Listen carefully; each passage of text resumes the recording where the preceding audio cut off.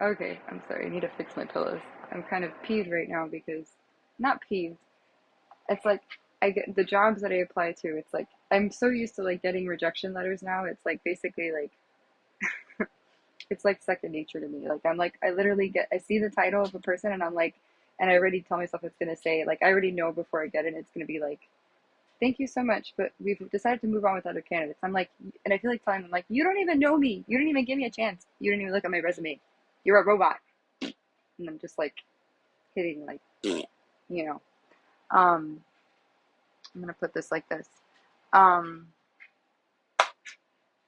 so one thing I wanted to share, so I forgot to mention, is that some of the messages that like I feel like I get intuitively like that come to me, sometimes they are I feel like it could be a channel message, but sometimes when I feel like there's like a calling on my heart, like I need to share something, it's usually because it's a message that needs to be imparted for either myself or someone else. Um, so right now, let me scooch this back for a second. Sorry. Um, I don't know if this is so. Yeah. Let me make this brighter. I did my morning vlog, and then yeah, I did my morning vlog. I gave my thoughts on things. I was able to take a shower, and I just like, I did tell myself, I was like, I really do need to make um, like a, not a chart or like something to like map out my day so that I have like, it says like 8 a.m. something. I need chapstick really quickly because my lips are very dry right now. I need to get my chapstick. It's not really chapstick, more so like lip balm. And this is actually a really good lip balm. This is like one of my favorite lip balms. It's called um, Laneige. I don't know how to say it. Laneige? Laneige. Sounds French. I don't know. So, um,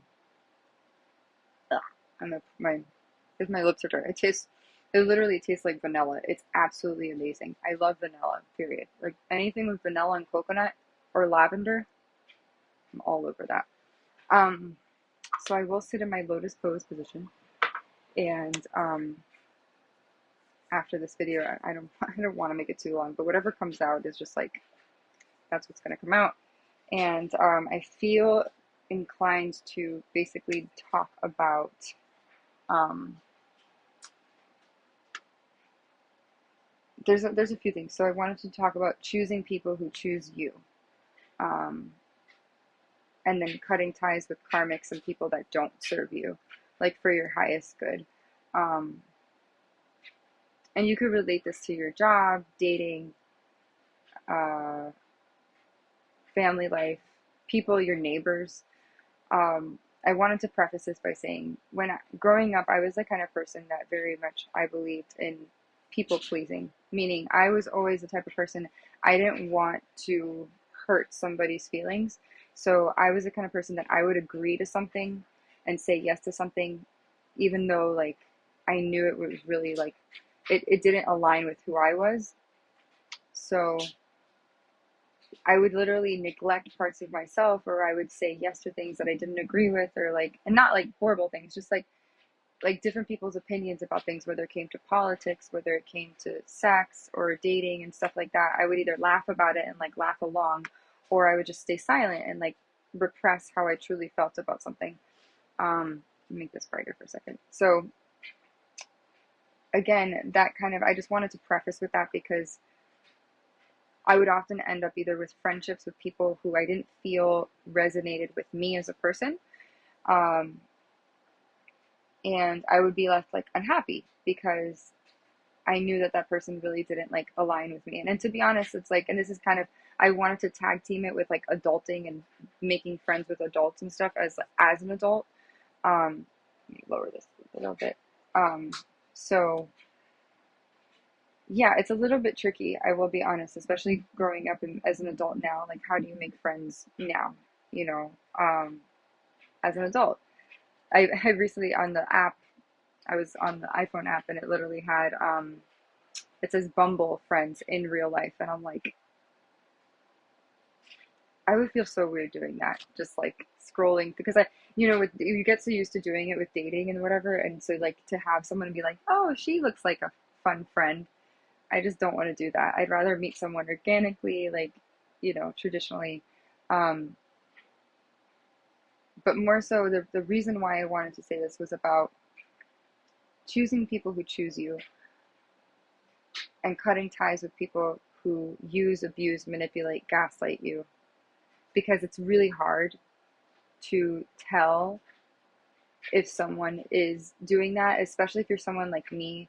I feel like I've been able to hone in on my intuition a lot more because I've like I've been able to I use my spiritual discernment. So in yoga we have, or in spirituality you believe you have the third eye, right? The third eye is like you have your two eyes and you have the third eye, which is the spiritual eye. And that's kind of like you can see past the veil of illusion with things, and you kind of go beyond that which is your immediate circumstances, your reality. You actually can like see beyond, right? So um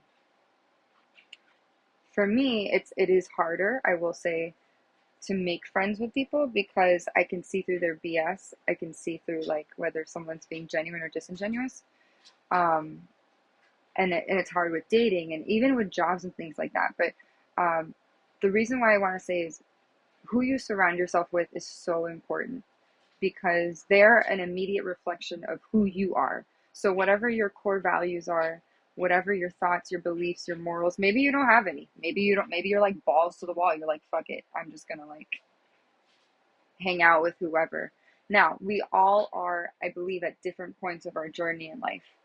Like, we're all evolving, we're all growing, but within that there are people, it's just the way it is. There's souls that are like really evolved souls who are old souls who they've kind of like been here, they've done that, they understand things. And then there's also souls that are, I think, newer souls. There was a Super Soul Sunday episode on it was Oprah's show, and she was giving a commentary on a book that basically talked about how like there's like different levels to different souls, like numerically or numerology, like yeah, numerically they basically go like level 1, level 2, whatever. And she was trying to pinpoint where like Oprah was in that sense, and I just thought that stuck with me so much because I go, sometimes I feel like I go, oh my gosh, I don't fit in, like I feel so different, like the things that like I don't party, I don't really drink. I've always kind of been like that. Like I've never when people wanted to go, I've been invited to strip clubs. I don't go to strip clubs. And I was literally made fun of like with coworkers and stuff. I worked at a fine dining restaurant in Miami. I literally had I forgot her name. It started with letter L, but anyways, she would ask me. They would say, "Oh, come to like a strip club with us," or like come, and I was like, and mind you, like I've done the whole like sexy stuff now. I'm not a virgin anymore, whatever. Like I get it. I get why people enjoy sex. It's very pleasurable. I'm very pro yay sex positivity. But in the same time, I want to be tasteful. And also what happens in the bedroom and things that happen between you and another person, obviously hopefully it's consensual and it's mutual, right? But that's very private stuff.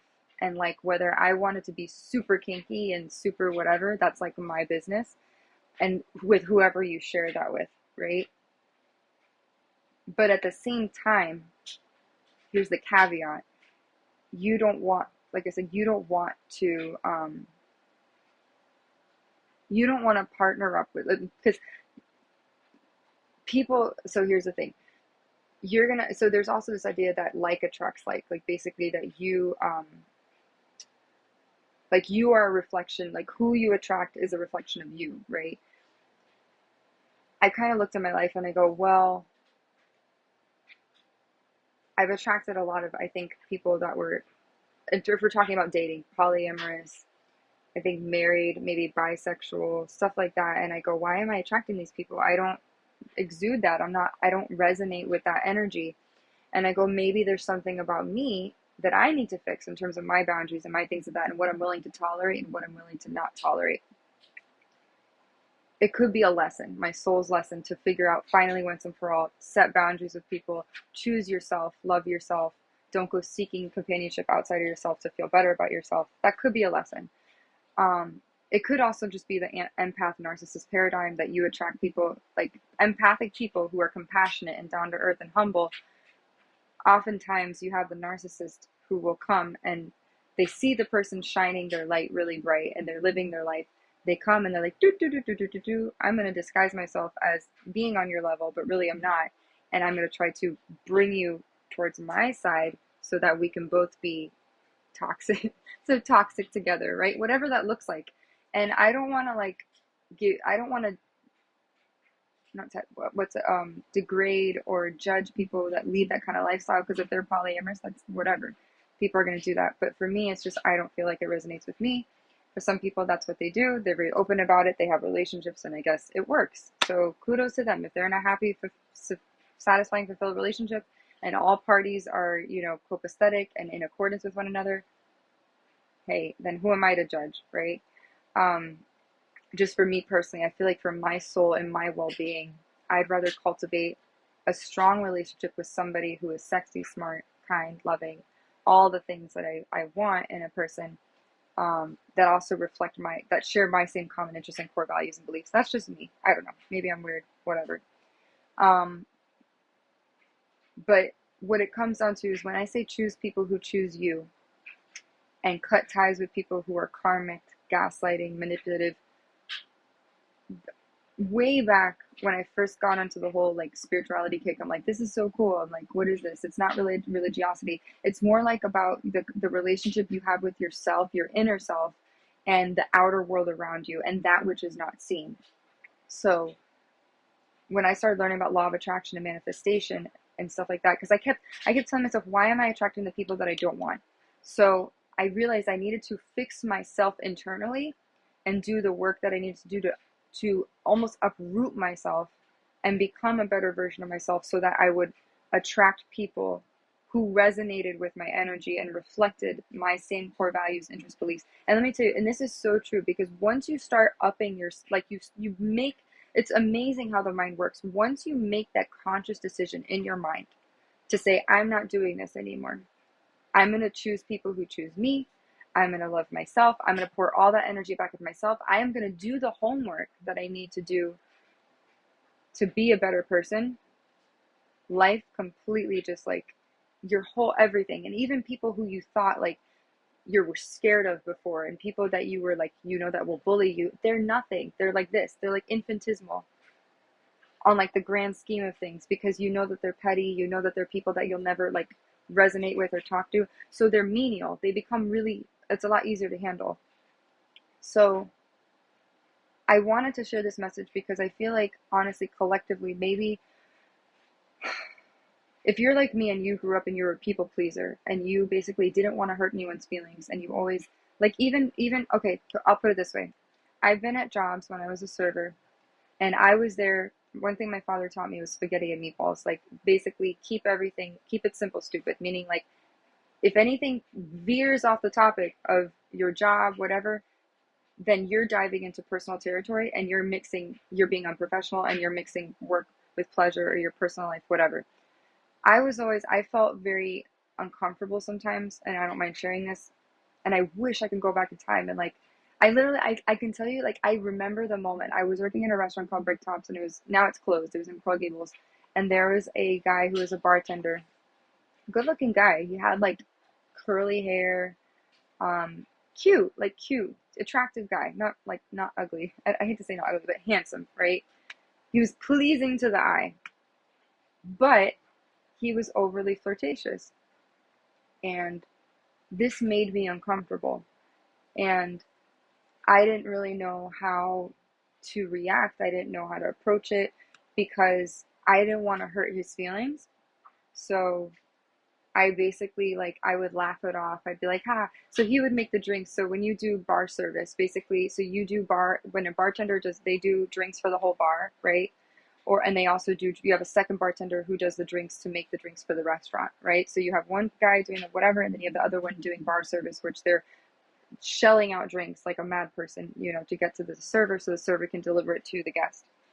And so when he would do bar service, I would feel so uncomfortable, because like, he would be like, hey, this is this. And maybe he was innocently but I felt uncomfortable. And there were things that he would say that were almost borderline like sexual innuendos and sexual harassment that made me uncomfortable. And as a 33-year-old woman now, I look back and I go, man, I wish I had more balls, and like, I wish I had more like confidence to have been like, listen, I really don't appreciate you speaking to me like that because we're in a professional setting. You're my coworker, and I'm not interested in anything like that with you. And maybe he was doing it as a joke, but to me, it was uncomfortable for me. It was basically sexual harassment, and I've had to endure this through much of my career working in as a server, even not so much yoga because I had a lot of female um, clients like when I worked in Miami teaching yoga, but he is somebody, for example, like I think I literally downplayed it and I wouldn't say anything to him. And so and the reason I'm saying this is because, choosing people who choose you, cutting off ties with people who are karmic, gaslighting, manipulative, coercive, all that. It's important because let's say I could have continued and I could have been friends with him. I was often, a lot of the times, invited to go out for drinks and things like that. I remember there was a restaurant called Miller Ale House, and a lot of servers would go to Miller Ale House after work, and I didn't want to do that because I didn't want to also drink around people that I worked with because I wanted to maintain this, not the image, but just I wanted to maintain professional. But a lot of the people I was surrounding myself with, a lot of them vaped, a lot of them smoked, a lot of them did drugs, things like that, said inappropriate things, and that didn't align with me as a person. And it has nothing to do with being like Christian, Catholic, whatever. It's just me. I was there to work.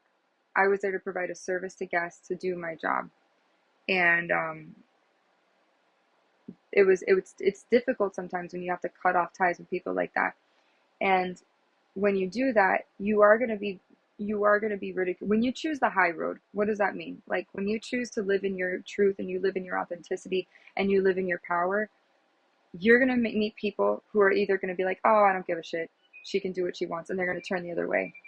There's going to be people who are going to purposely try to impose themselves, their will and their beliefs and their authority, their agenda on you because they want to bring you to join them, right?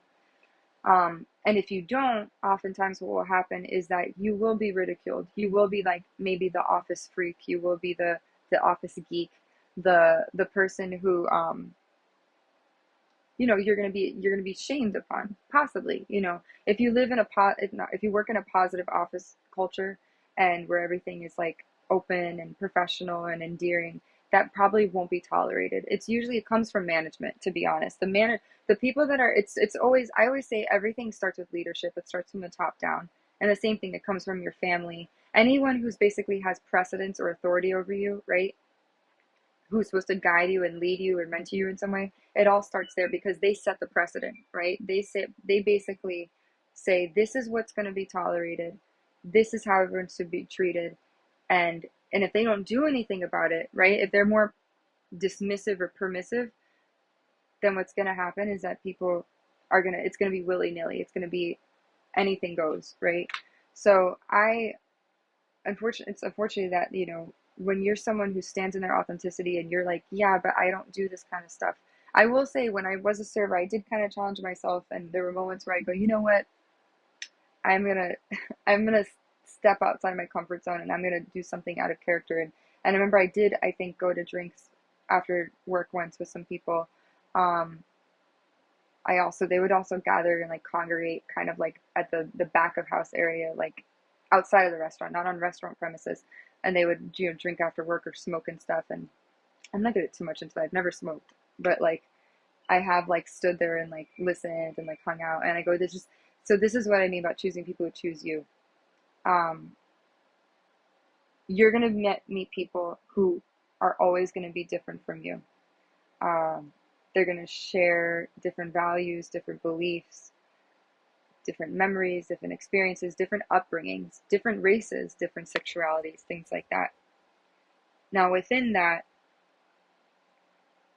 you get to choose who you want to associate yourself with. But if you're someone like me, like I noticed my social circle in life has always been really small. Like I'm very, very selective about the people that I hung out with. Like even in like middle school, in high school, in college. In college, I virtually had no friends, and I wanted to join a sorority at once. I was walking down in FIU. They had like this really long corridor that's like, it looks like a mall. And they had all like the little sororities and fraternities lined up for like rush week or whatever. And I never ever, I grabbed a flyer once. It was in the shape of a Louis Vuitton handbag. And I was like, and they're like, join us for Kappa Zeta, da da da da da, sci-fi, whatever the fuck it's called. And I was like, this is so, and you had to pay a fee to join these things. And I'm like, why would I do this? Why would I want to pay to have friends? So I told myself I'd rather just be by myself. And I oftentimes, I hung out at the library a lot. FIU has the best, it's called the Green Library. It is like amazing. There's like towers of like just books, and like I used to go to myself. I used to get my Gráfico Neche, and I used to just do my homework and study like in a little like box cubicle thing. And I was happy. I was content. And I appreciate that, because I wanted to be more by myself than be surrounded by people, because when you're someone who understands energy and you understand spirituality, you understand that everyone carries their different energy signature. We're all here coexisting. We're all doing our thing, right? But some people, they're going to gravitate towards people who do illegal activity. Some people are going to gravitate towards people who do not illegal activity. Some people are going to gravitate towards people who are like, fuck it, and they just vegetate all day and maybe get high and they don't really do anything. There's like the doers and the achievers, and there's the naysayers. There's a bunch of different types of people, right? And finding your soul tribe and your soul group, I will say it's proven difficult for me, because being someone who is very intuitive and empathic, I can pick up on like whether someone, right without meeting them, like 2 seconds, I'm like, you know, it's the way that their facial expressions, it's the way that they carry themselves, the way that they demonstrate, like their body, their language, their behavior, nonverbal and verbal. And I'm very keen and very astute on like picking up on those subtleties, like subtle nuances that give me an indication to somebody. And they could be like super nice, but I can tell that they're not being genuine. So for me, it's always, even since I was a little girl, it's always kind of been hard, because I'm like, yes, you're presenting yourself that way to me, but you're not really that way, So like, I don't know, for me, it's always been kind of difficult. I don't know what it's like for other people, but I do want to say this much, as I think this is important. There's a lot of in the world right now. I feel like there's a lot of chaos and disruption. What I mean by that is, in terms of like political divisiveness and sort of party affiliation, in terms of religious affiliation, in terms of sexual orientation, in terms of just everything, right? I feel like if you don't choose a side, like in society, you need to be labeled, like, right? You're this, you're that, you're a lawyer, doctor, mathematician, professor, whatever.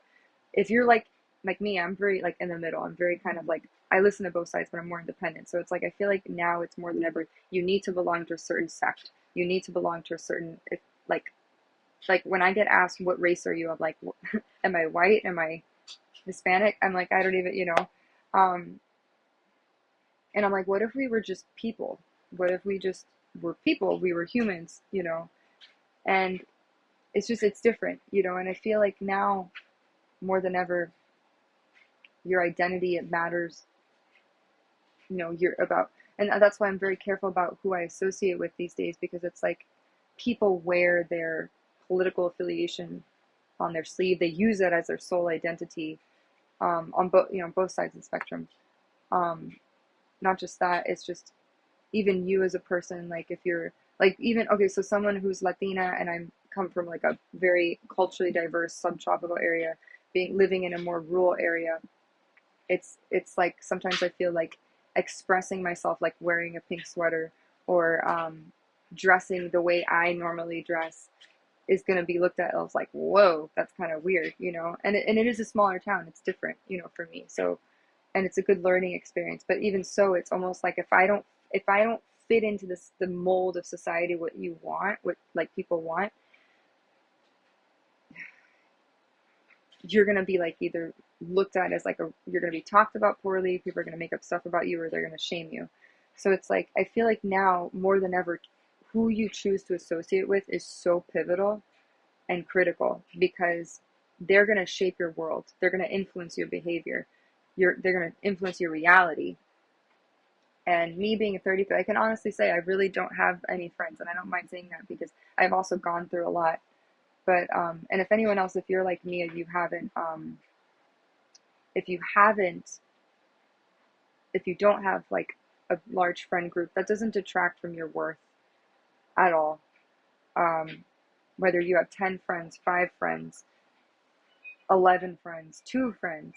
I think, to me, if you have a solid 1 or 2 or 3 people that you can rely on in your life, whether it's family or friends, then you're good. I think a lot of times we look at people and you go, oh, they have a million followers, they have this, this, and this, they must have so many people. They could have a bunch of people and be the loneliest person in the world. You don't have to have, be around people to be like, you can be lonely and still be around a bunch of people. But I feel like in this day and age, literally, that's why I say who you surround yourself is a direct reflection of you. And so for somebody out there, if you're choosing people who don't align with your vision of life, and they don't align with who you are as a person, that's your soul telling you that you're not in the right place. You're not in the right area. You're not in the right space. You're not in the right, that kind of thing. Because everyone's going to gravitate to who they feel, right, is their people, like for me, like in the neighborhood I'm living in, St. Albans people are going to gravitate toward those people. Miami people are going to gravitate towards Miami people. Canadian people are going to gravitate towards Canadian people. And if you're someone like me, I'm very much like, I'm a believer that I like to meet people from all walks of life. Like I'm the kind of person that, like, hatred, anything like that, discrimination doesn't fly in my home, um, or with me. Um, I would rather surround myself with someone from Kenya, from India, from Malaysia, from France, from Germany, because that's how you expand your consciousness, right? That's how you get to learn more about different cultures and different people. So for me, that's just the way I see it. And I will say, though, it is important that be mindful of who you do surround yourself with, because those people can either, depending on where they're at in their life, they can either bring you really, really high or bring you really, really low. They can be your greatest friend or your worst foe. And my thing I did a thumbs up, and it's like, so I just, for me, I wanted to say that because I feel like it was a message that needs to be said. Um, and also something I learned from when I first started on a spiritual journey or whatnot. I got really into Abraham Hicks and like law of attraction and channeling. And I do think at a young age I was able to, it's called automatic writing. So basically there's a message that comes through and you need to write about it and you don't really think about it. It's more, so that's when you're channeling another energy or another source or something like that. Um, Abraham Hicks is a good example. Bashar is a good example as well. There are also people online like Aaron Dowdy, Victor Otto, Teal Swan, Ralph Smart. I consider those people who are kind of like spiritual influencers, if you will. I don't know what they're up to now. I haven't really looked into their channels, but I used to watch them avidly, and I learned a lot from those people growing up, and developing my own sense of self as it relates to like spirituality and channeling and stuff like that. But one thing I did learn from listening to the videos and their teachings is that everyone, we all have like this.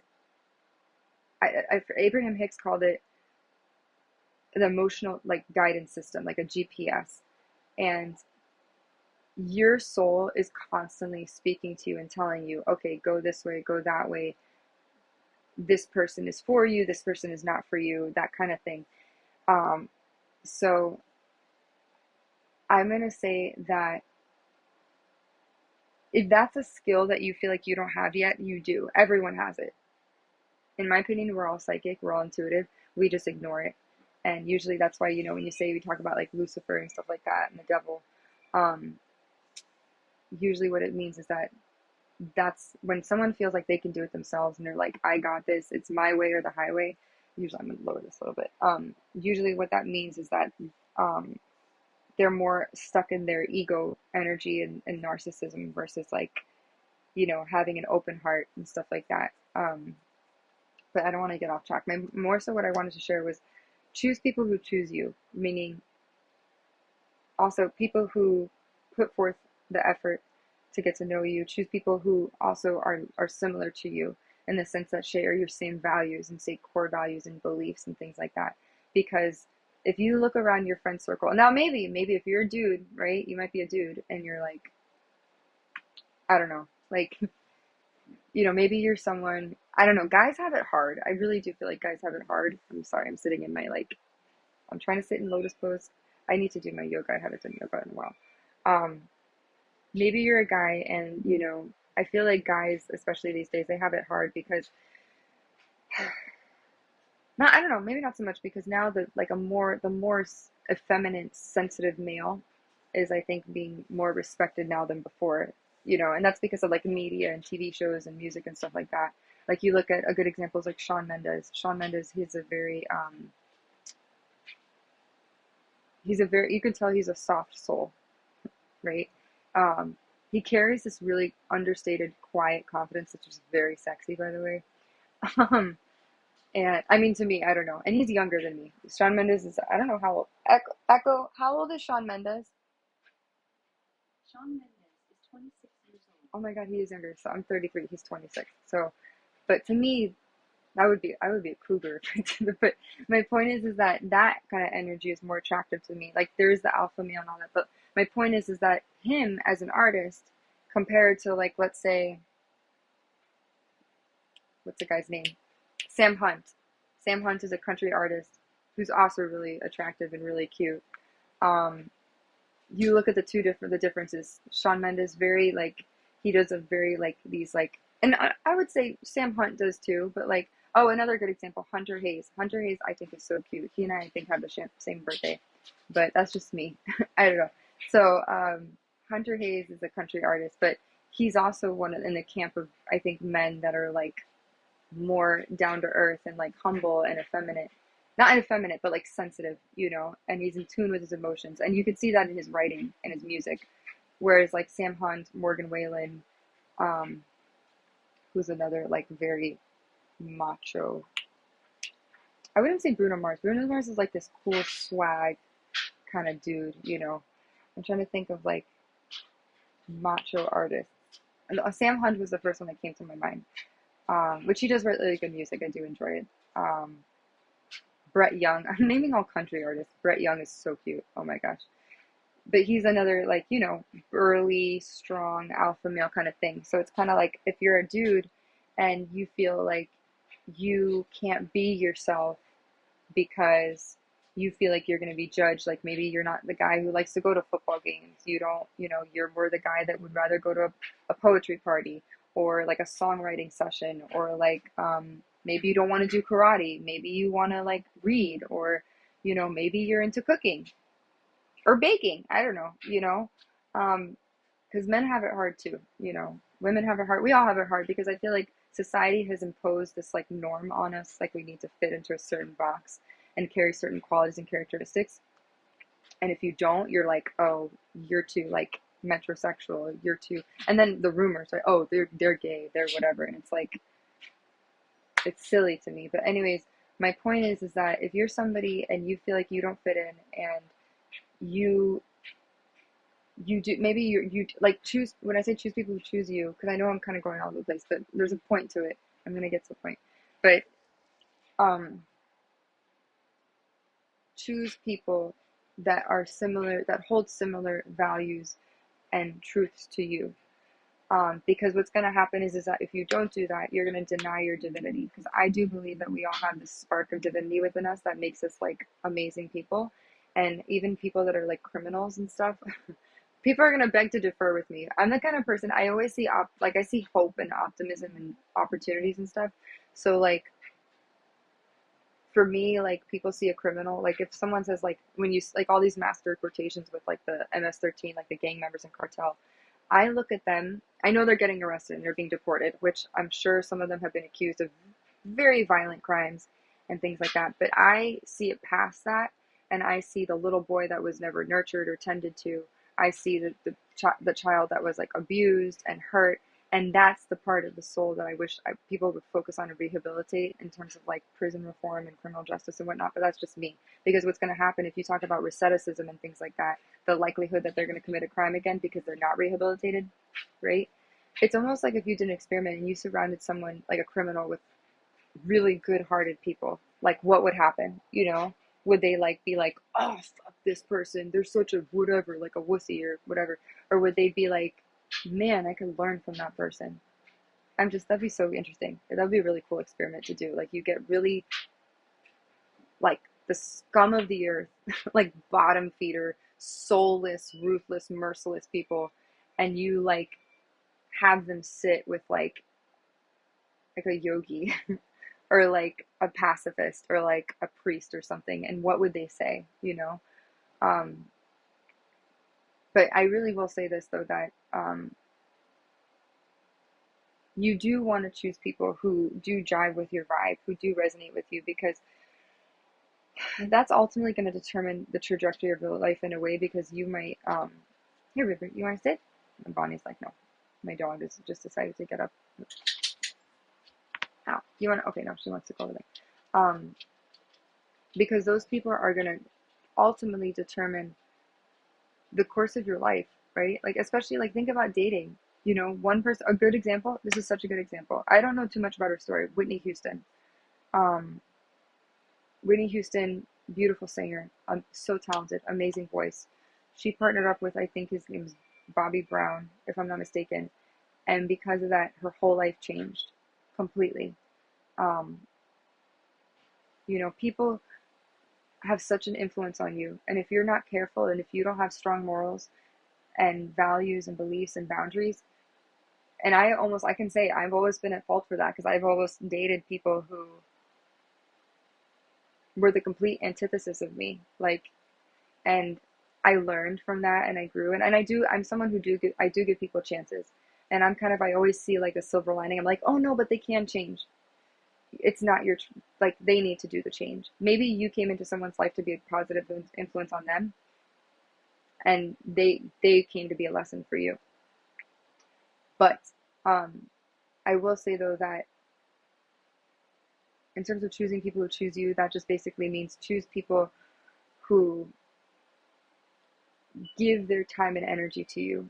People who want to invest in getting to know you as a person, and they're not just going to treat you like a placeholder. They're not going to treat you like, and this is for friends. This is for platonic friendships too, because I've dealt with it where like I've been someone to almost try to revive friendships and things like that, and they didn't want to revive friendships. Or I've tried to be friends with people who, you know, were giving me just the bare minimum, and I was grasping at straws like, oh no, but I want to be friends with you, and they didn't really care, or they let the communication fall to the wayside. And I'm being honest, like there's people that I know to this day who I've met at social events and things like that, like back home in Miami and whatnot, who it's like I never existed. And I've tried to reach out to people and I go, hey, you know, so it's hard. Making friends as an adult, it is hard. But you don't, you know, I will say it, if you're someone that has a large social circle group, I encourage you to look into that and see how many people truly, like if you're someone who likes to, who self-reflect and you're into like self-development and things like that, maybe you're not, maybe you're like, maybe you don't give two shits or two thoughts about your character or like how other people treat you and stuff like that, or like how you treat other people and how it affects them. Maybe you don't give a shit. I do. I'm very much like, I care about how my language and my words and my actions and my behavior affect another person. Other people, they don't care. A lot of people are very much engrossed or encapsulated in their own world, and if anything someone else does that differs from that, something they feel like they're being imposed upon, or your narrative is impeding, or your life is impeding upon theirs, that's different. But I will say that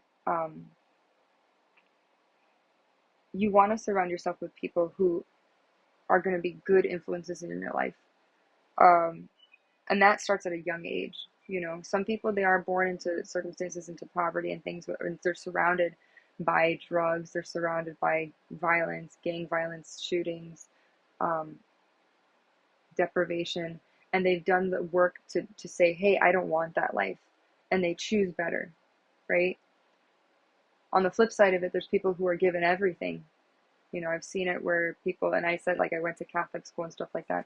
I've seen people who, they have the world, they have money, they have everything, status, and they choose people who are low lives, that they get prostitutes, hookers, um, you know, and so, and maybe that's where that's as far as they're gonna get, you know, they're not, that's their plateau, right? They're not going to go past that. Um, but I encourage you, if you're someone that likes to think deeper, to dive deeper in your life, and you challenge the status quo a little bit, and you don't fit the mold necessarily, but you want to be someone, like a good human. I always say, like, my biggest thing is, like, I want to be a good human, and I think I've done that. I really do. I think I've done a pretty decent job at being a good human. I could do better. I will say I can do better. I've grown a lot because I used to be very judgmental growing up, and now I've kind of shifted gears and changed a little bit. But um, I will say, and this is a specific message for somebody, that if you feel like your friend group doesn't do it for you anymore, that's probably because your soul is calling you and telling you that you need a change, you need a shift.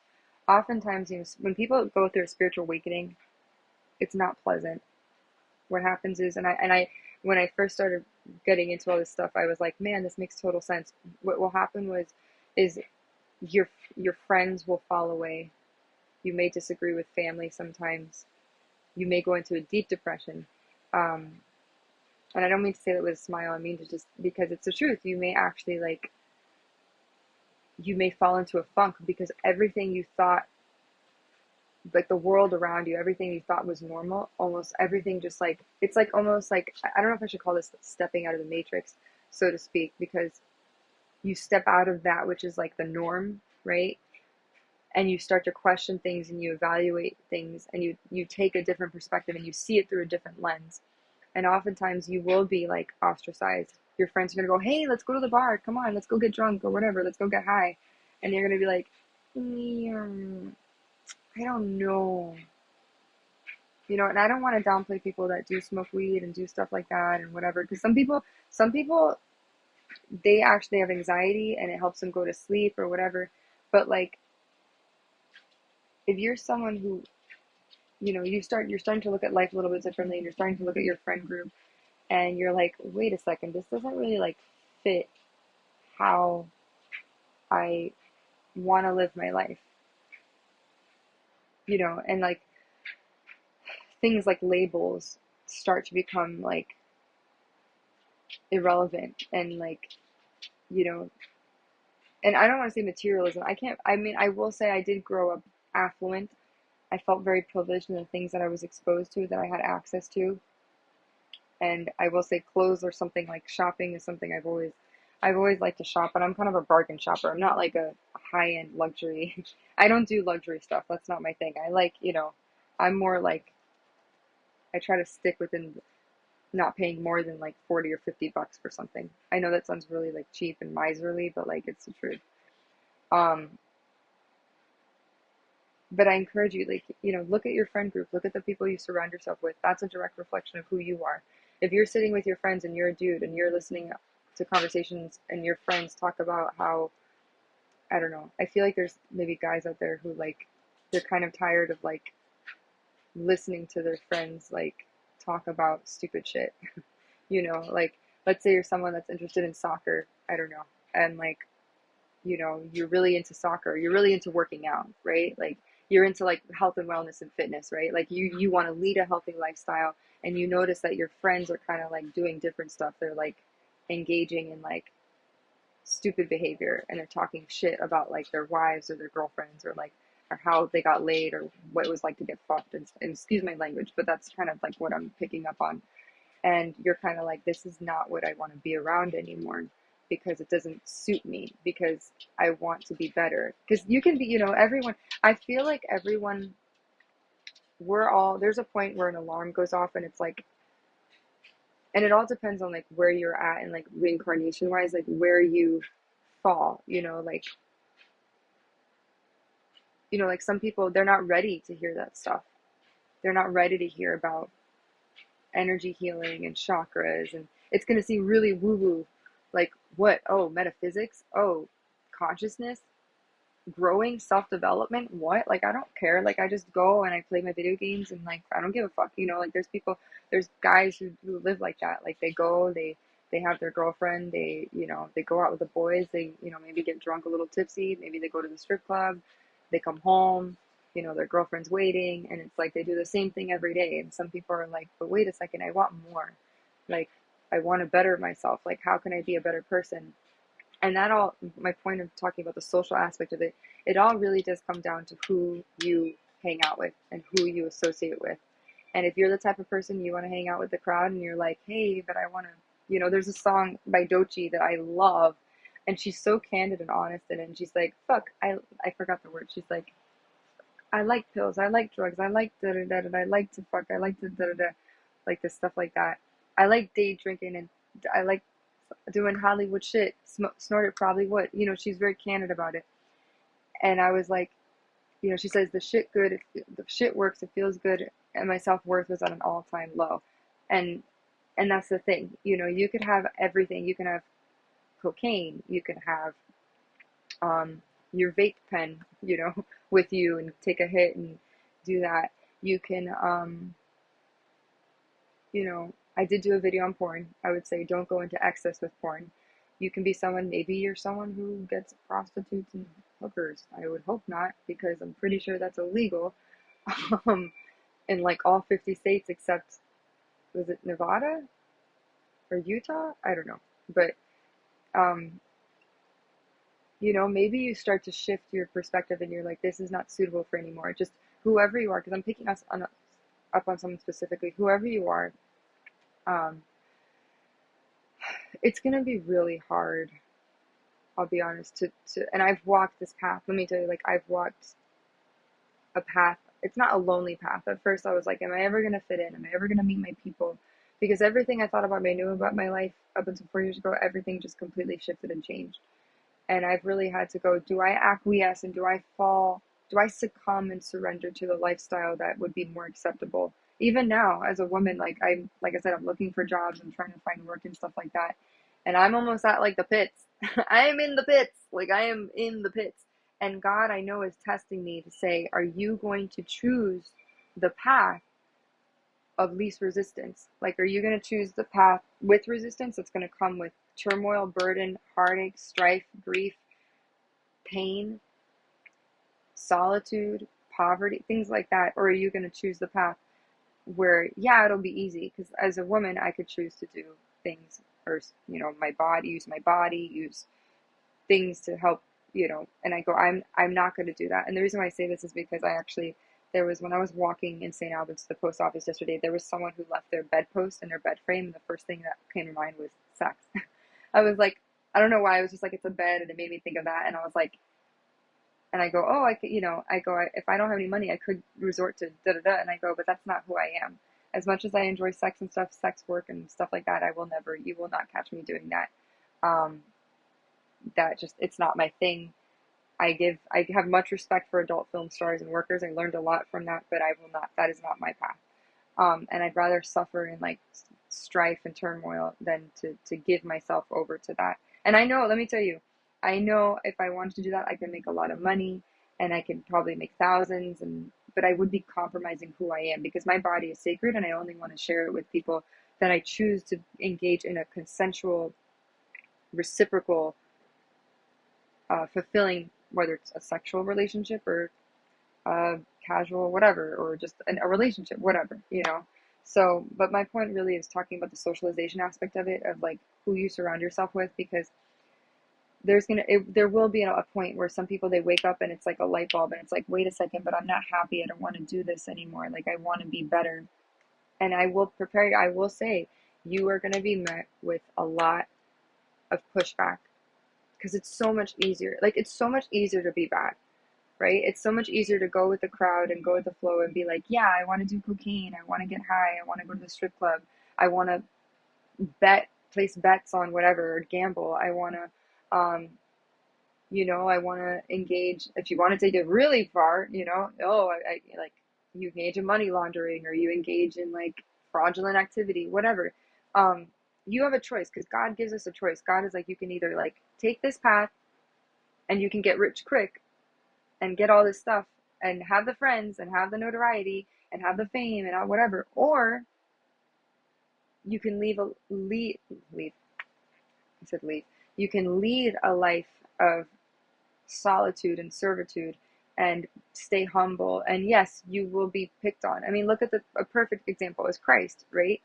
Christ walked a path where he was um, he was literally crucified for just, they laid palms at his feet on Palm Sunday, and then the following week, I don't know if it was in Galilee or where it happened, um, or Calvary, I think that was Mount Calvary, right, where he was crucified. You had a good man with a good heart, not doing anything to hurt anybody, and because they misperceived him, and they were afraid of what he would amass because he was gaining so much power, and not power, I take it back, he was gaining so much visibility, and like he had a following reception of people who were like, oh, this is, and he was obviously allegedly, according to the Bible, he was, you know, doing miracles and things like that.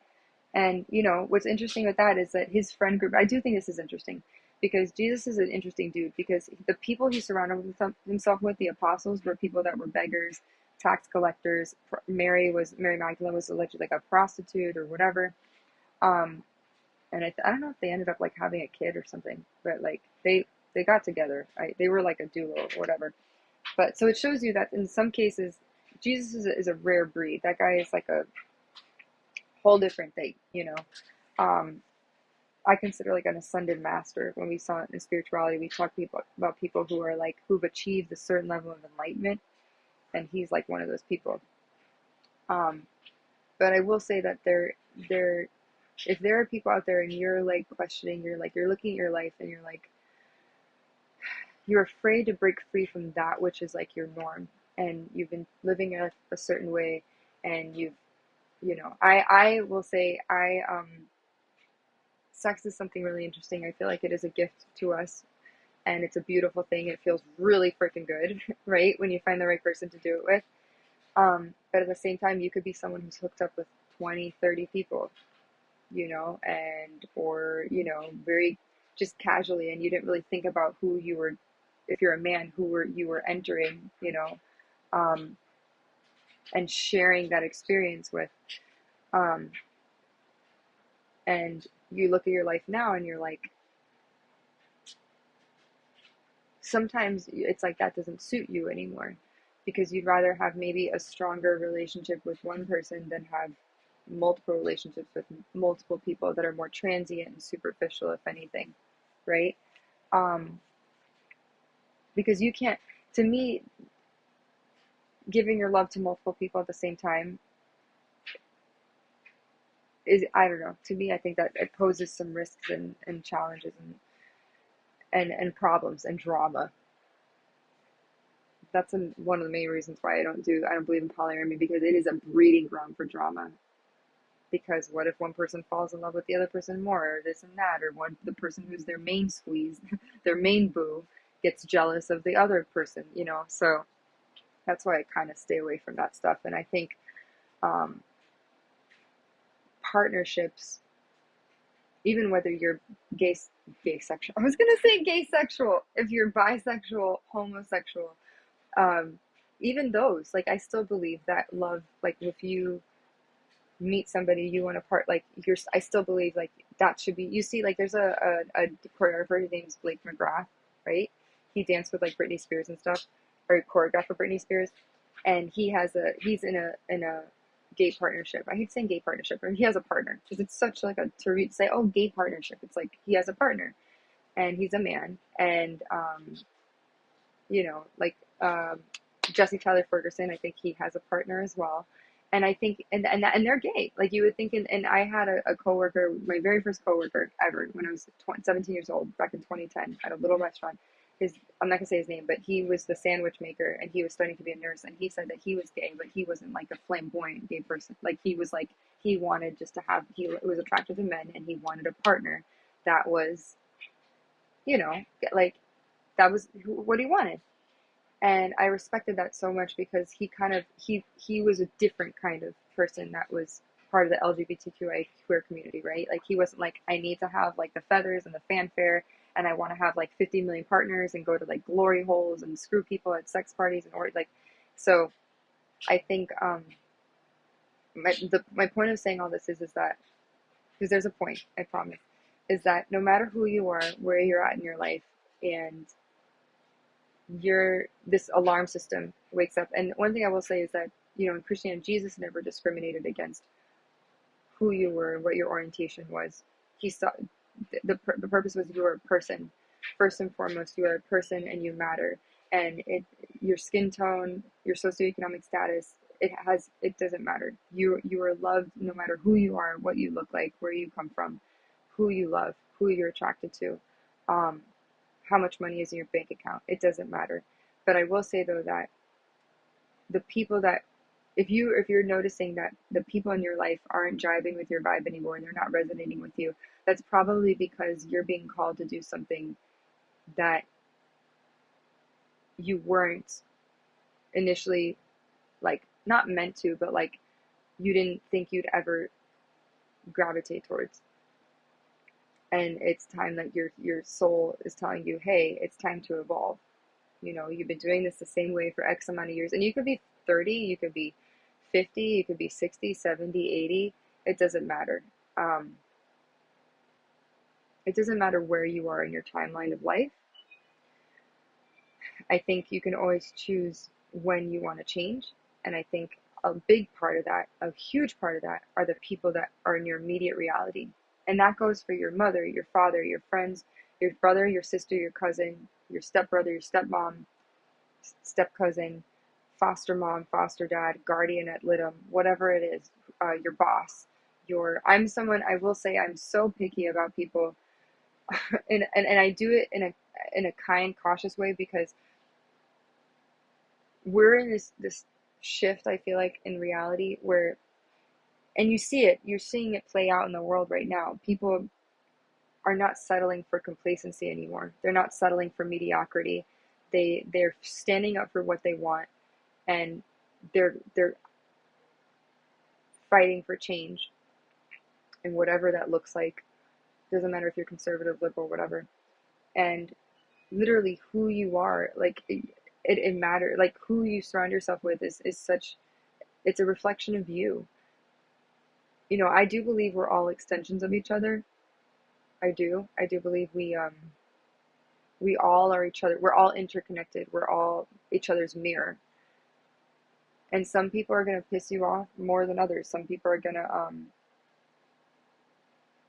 like, like, some people are going to tickle your fancy. Some people are going to make you laugh. Some people are going to make you cry. Some people are going to make you, like, want to throw a shoe at the wall or punch a wall.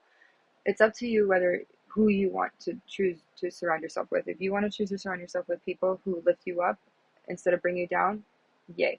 If you want to choose to surround yourself with people who engage in lewd, lascivious behavior, I'm not going to really go like this. I'll be like, and just know that if you do that, that's gonna basically determine the trajectory and course of your life.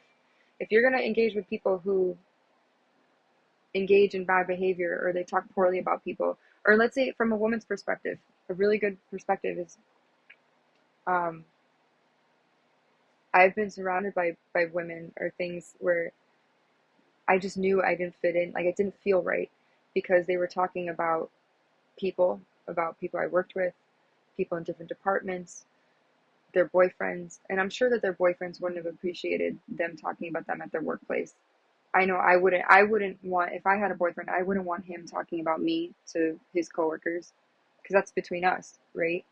So if you start to notice things like incongruencies where you feel this shift in yourself and you're like, I don't know, this doesn't sit well with me anymore. Maybe that's your inner self, your higher self telling you, yeah, it's time for a change. And be ready, because what's going to happen is your friends are going to be like, oh, I was going to say PUSSY. I don't know if I could say that online. You're a whatever. You're a sellout. You're a cop out. You're just being a whatever.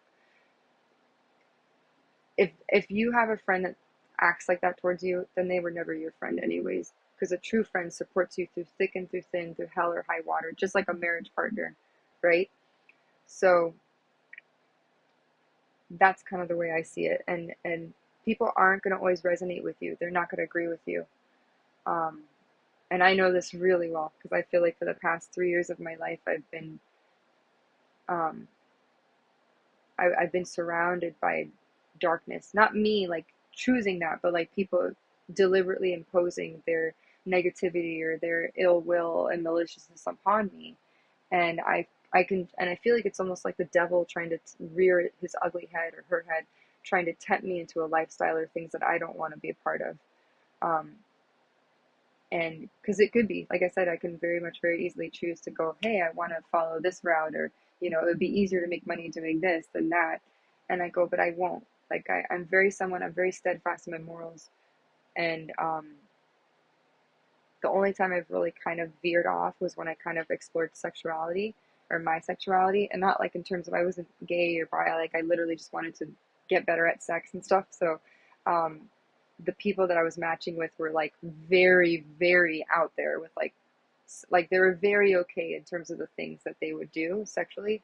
And I was like, this is new for, I was like trying to navigate it. And that's the only time I deviated from kind of who I was in that respect.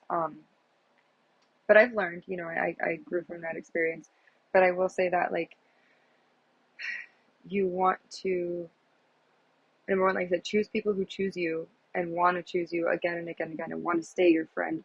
And, you know, and they don't expect anything. They're not your friend to expect anything in return. They're your friend because they either love you, they care about you, and like you. It's not, you know, out of desperation or codependency. They just genuinely want to be your friend. Um, and on the flip side of it, like, if you end up losing friendships, then guess what? They weren't meant for you anyways. I do believe, like I said, people come into your life for a reason, a season, a lifetime. Sometimes it's just a reason, like a very small reason. Other times it's for a lifetime. And if you're one of the few people who are lucky enough where you feel like you truly met your, like, whether it's your romantically, like your soul partner, your soulmate, and you guys are just like your kindred spirits and you can go do life together, then my friend, you are very, very blessed.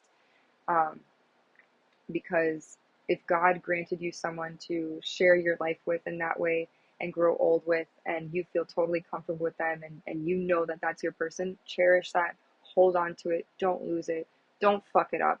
Because there's some people who would love to have that, right?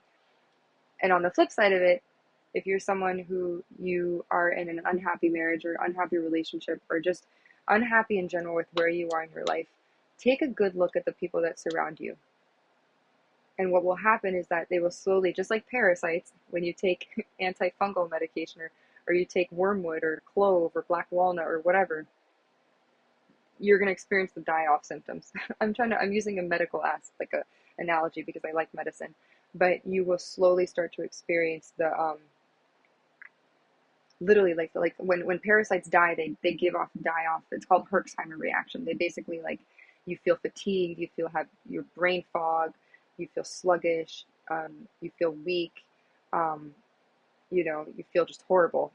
And it's kind of like that. I equate it to that because when you slowly start to distance yourself from people who are considered more karmic, let me tell you, you feel 10 times better. Because I know this completely because I've literally experienced it where, like, I've cut people off, I've blocked people, and I am probably the bitch and the villain in their story, right? I'm probably, to some guy that I maybe matched with many moons ago, or, you know, maybe a recent match even, like or someone I did have some kind of formidable relationship with, or not a relationship, but a situationship or connection with.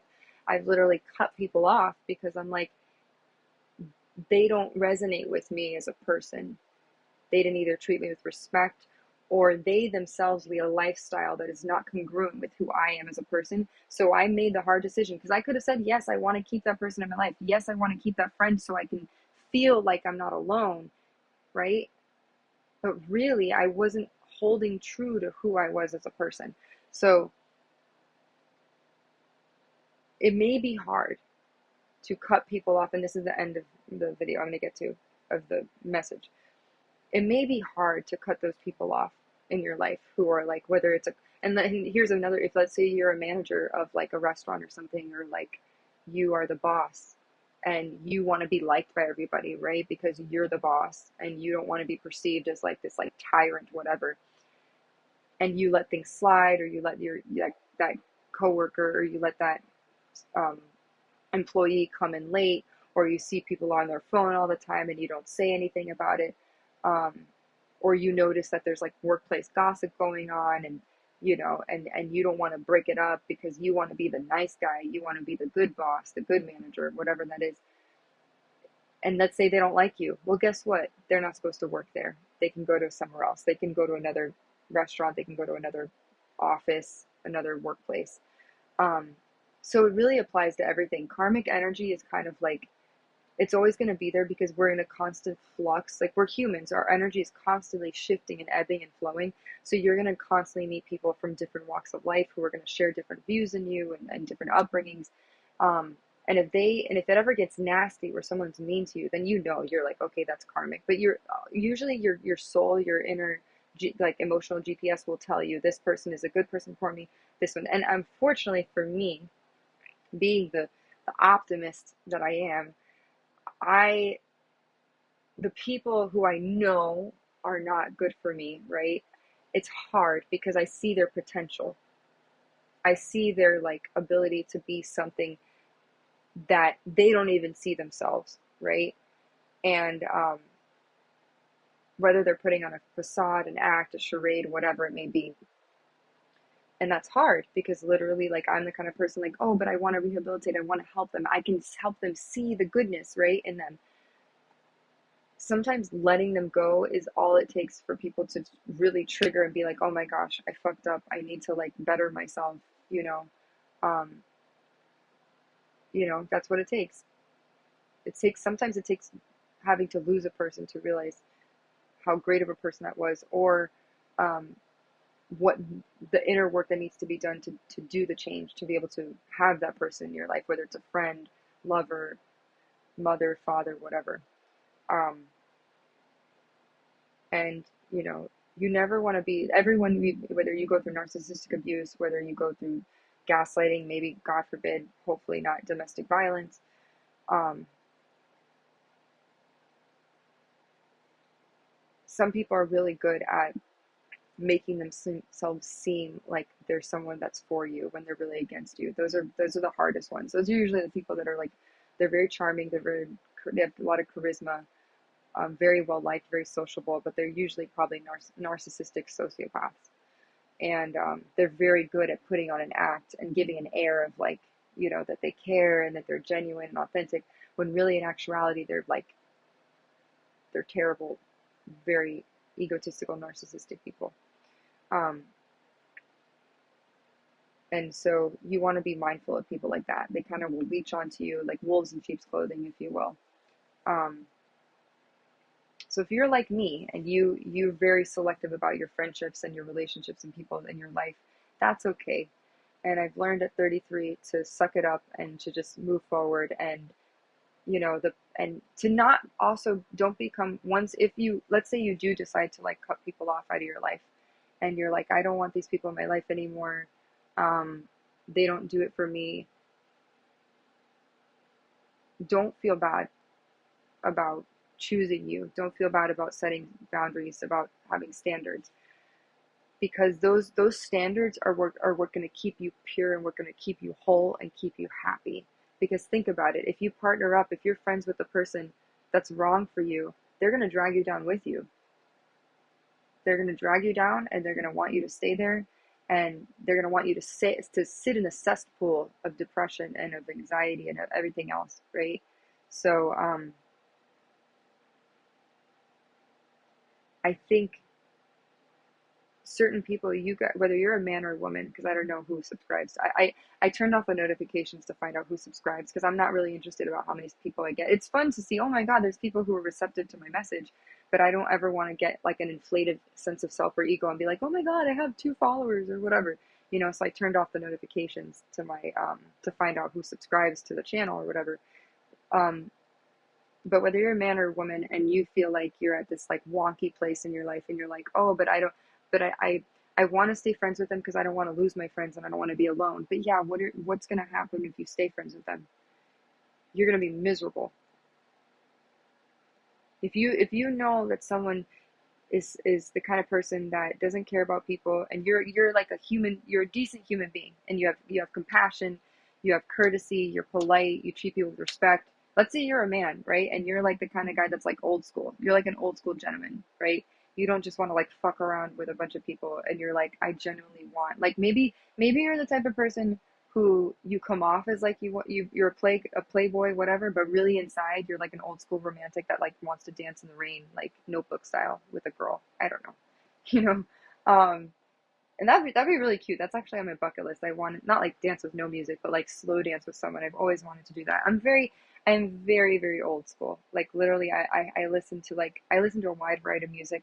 But there's like I have an oldies playlist from like 1930s, like 1940s type music where like you can literally like have a fireplace going and like slow dancing with someone in the background. That would be amazing to me. Um, so I don't know, that's just me. But anyways, maybe yeah, maybe you're that type of person and you're afraid of like your friend thinking differently of you. Well, guess what? They're probably not supposed to be your friend anyways. And why would you want them?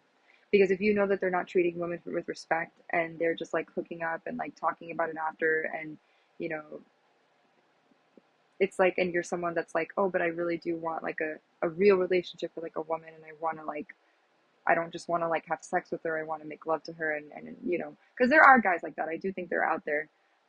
It's just I think some of them are kind of like afraid to like to step in their true authentic. So there's that. Oh, that's. But I'm not. I don't want to get. Should I get into that? I might do a part two, even though I need to do my TEFL homework.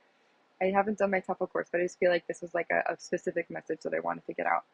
Um, but I think I'm gonna pause it and do like a part two. Um, which is talking about the divine masculine and divine feminine energies. So I think I'm going to pause it here, but I really just wanted to say like choose people who choose you and be very selective about who surrounds you because that is a direct reflection of who you are.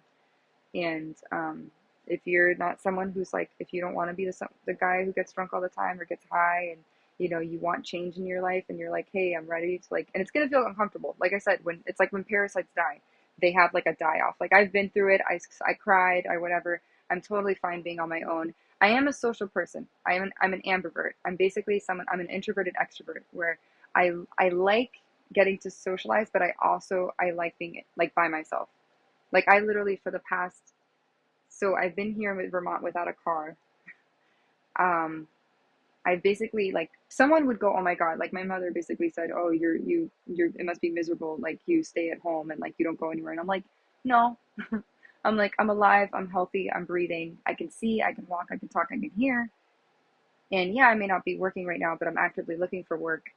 And, you know, and she's like, but yeah, you don't have a life. You don't have friends. You know, you don't whatever. And I'm like, do I need friends to be happy? I want people who like me for me and respect me to be my friend. I don't just want to have a friend willy-nilly, like, So, again, and that's my mother, right? So, and that's my family. That's my mother.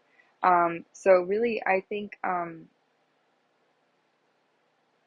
just really wanted to say that. And, it's going to be hard when you break off from people who, um, don't align with you anymore.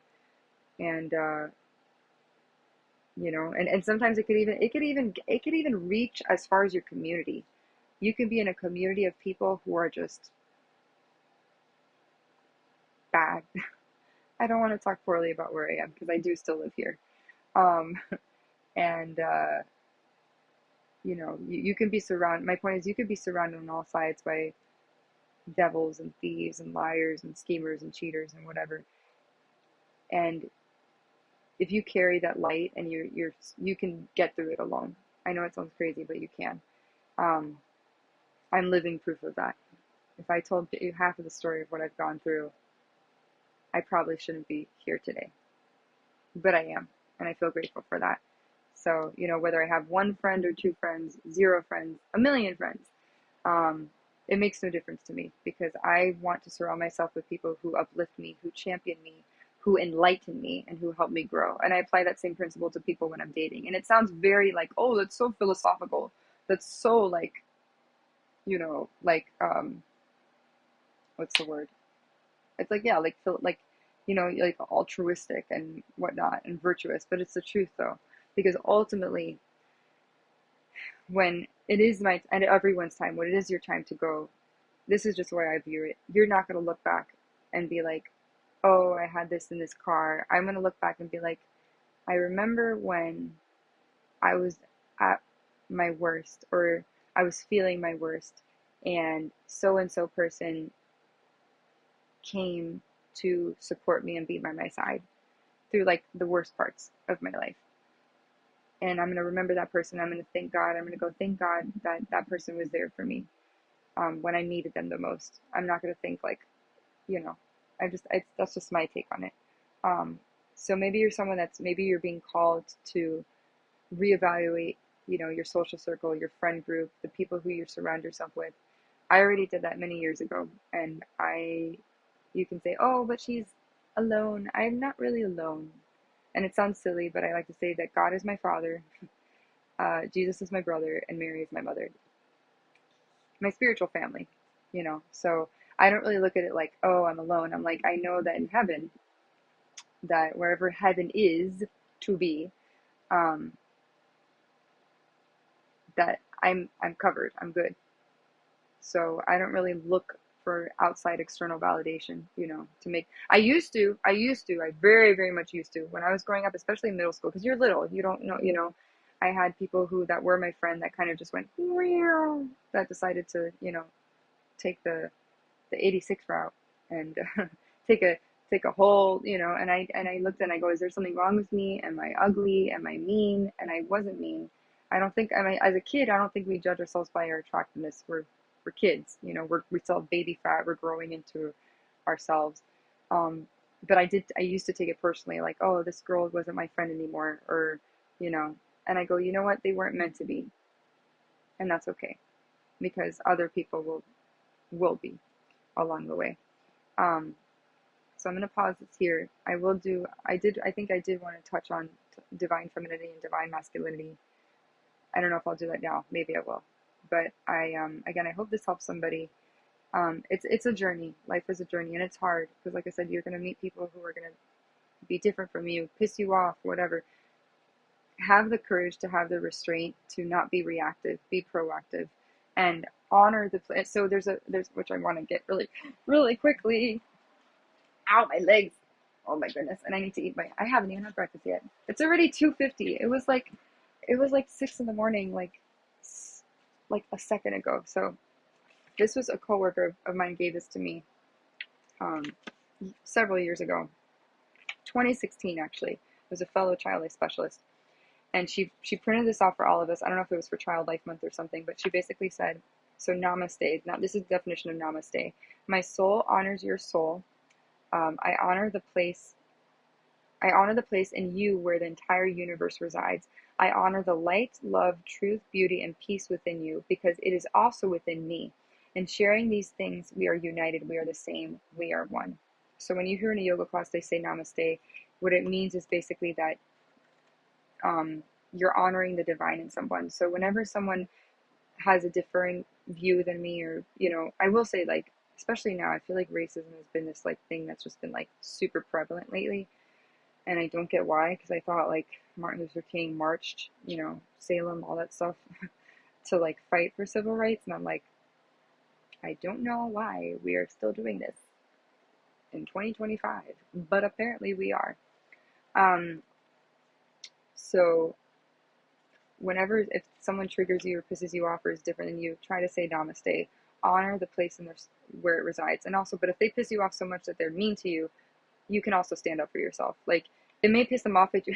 I could just picture someone like literally like, you're such a bitch. Like, why are you, like, I actually thought about it. So I've been vlogging around St. Albans, and I keep wondering to myself, like, is someone gonna like stop me one day and be like, why are you filming? Like how people get like a Karen, like a male version of a Karen being like, why are you filming? Like, and I've actually thought about it, like, what am I gonna say? And I thought about, I can literally be like, namaste. They'll be like, what? I think my new word for anything would be just like, namaste. The divine. And they'll be like, this girl's such a freak. But it's true, though. I did think about that. And I wonder how many people would appreciate me filming around their city. But I'm like, so I know about media release and authorization of like media consent and stuff. If the person's face is on there, you have to ask them for you have to ask their consent, like before you post someone online. And I've seen this because there's been YouTubers who like, there's like one guy who literally like, he sings songs in public with his headphones on and he records it, but like certain people don't want their face shown, so they blur it out. So I'm cognizant of that, and I know I thought about it today, and I was like, would I want someone filming my home, like saying, "Oh, this is my home in St. Albans"? But I'm like, I've seen videos of like people doing walking tours and stuff of other cities, so I'm like, I just wanted to share a day in my life of what it's like living here, as a single woman with my dog, going about life, in a new city, in a new town. And if anything, it's publicity for this town. So, and for anyone that comes up to me, if I ever have to deal with someone, they're like, "Why are you filming?" And I'm like, "Well, I'm not filming you." Like, I'll be like, "Do you need a yoga class? Do you need like a namaste?" But anyways, I'm sorry I got off track. But choose people who choose you. If anyone pisses you off, try to honor the divinity in them that they don't see. And we're all going to be different. Like everyone, we're all different, and we're all going to have contrasting views and stuff. And that's what makes the world so amazing, is that like there's so many people from different walks of life and stuff like that. And like like imagine if like we didn't have like Mexican food, right? Like imagine if we didn't have Cuban food, like Cuban culture, like all these different cultures and things like that, or people with different beliefs and stuff like that. Like literally, Christianity is a monotheistic religion, but there's polytheistic religions like Hinduism, and there's the god of like Ganesh, Kali, um, Diva or Deva, yeah, like so. And I have respect for all that. I have respect for all different, religions and stuff. And you also learn from it. You wonder. You're like, hey, you never know. Like in the Yoruba tribe, like in African ancestry, there's like Oshun, there's Mama Wata, there's like all these different, religions. I just think it's so cool. I don't know. I studied sociology, so like that was like my thing. That was, other people may be like, no, this is the way it goes. Only one religion. And, I think we're all we're all saying the same thing, in my opinion. I think we're all worshiping the same God, but we're just expressing it in different ways, like different deities and things like that. Now, I will say in terms of like Satanism, that's a whole different can of worms that I don't want to get into. Um, but I do think if you're not bringing harm to anybody, if you're, you know, yeah, like we're all just different walks of life, and we have to respect one another. But because of that, we all are at different places in our journey, and sometimes the people that you think are meant for you are not meant for you. So be mindful of that. So choose people who choose you, who put the time and effort to get to know you and want to invest in you genuinely and authentically, and maybe look at your social circle, and if you feel like maybe they're not really adding up to kind of like, they're not really like measuring up to who you want to be, because you feel like you want to change some things about your life, and if they ignore you, then just know that there's like a random girl living in a small town in Vermont who will champion you, because I believe in that. Like I believe we need to give more love, and we need to be kinder to one another. That's why my main slogan is kindness. Kindness is free. Sprinkle it like confetti. Or it says, I think it's kindness is free. Sprinkle that shit everywhere, which is true. So, yeah. Beep, beep, beep.